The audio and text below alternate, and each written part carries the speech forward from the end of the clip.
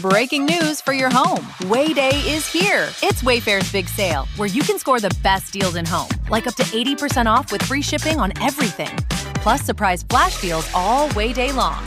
You won't find better deals for your home anywhere else. We're talking furniture, decor, rugs, and more, all at Wayfair, and all up to 80% off during Wayday. So don't wait. Shop Wayfair's Wayday now through April 27th to score the best deals in home. Wayfair, every style, every home.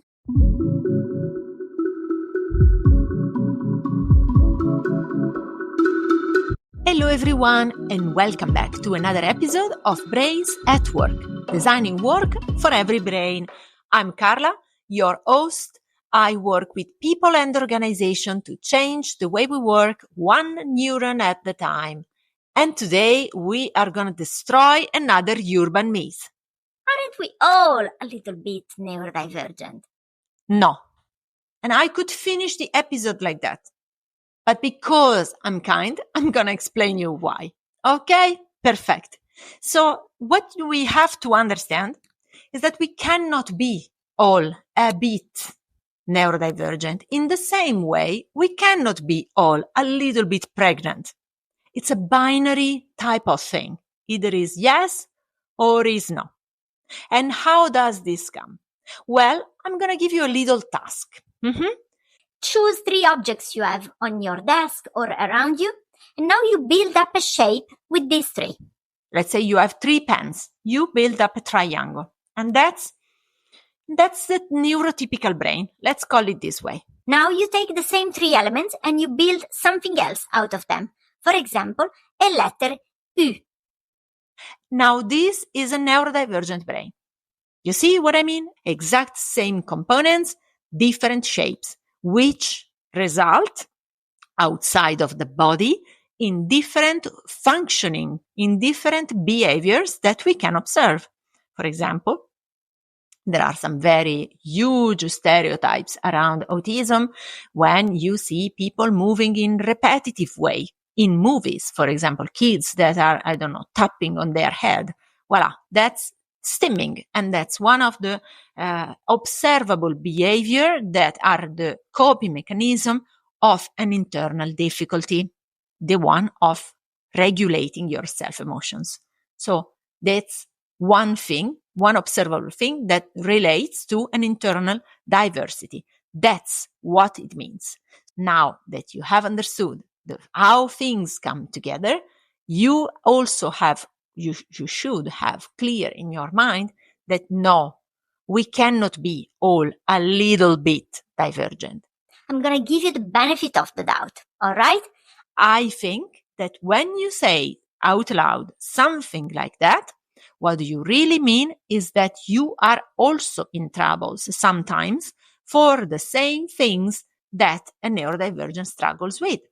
And this is very fair to say, because indeed we have built for ourselves, for our society, an environment that is really toxic in many ways. We have normalized a number of things, of triggers that are not normal at all.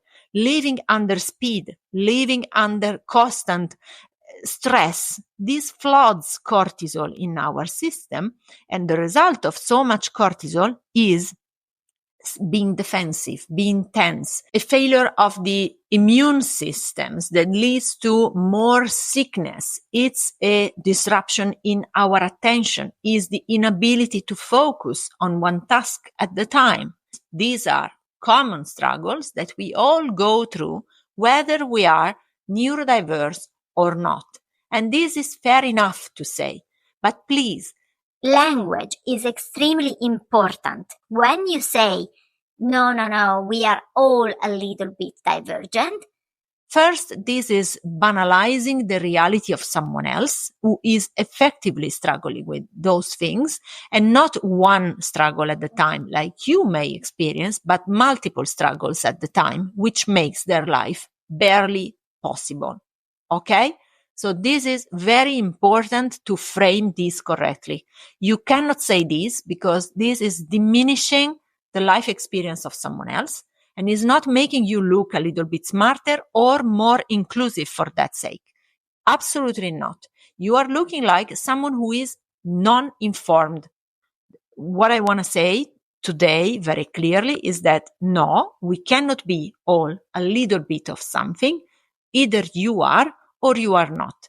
However, you can experience the same difficulties as someone who has an official diagnosis of autism, dyslexia, ADHD, anything else, and you can empathize with them on the struggles, but without making them look like banal things, because it's everything but banal.